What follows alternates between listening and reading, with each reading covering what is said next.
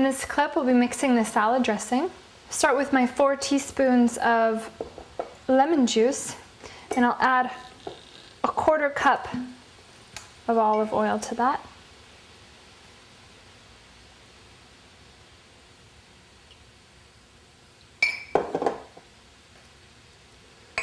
And then adding the lemon zest,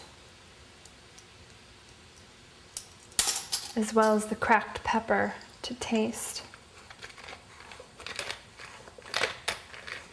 Olive oil is delicious, as well as it's rich in monounsaturated fats, which reduce cholesterol.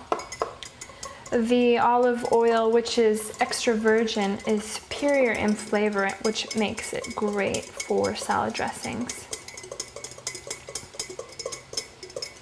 Whisking this until it's smooth, and it looks just about done.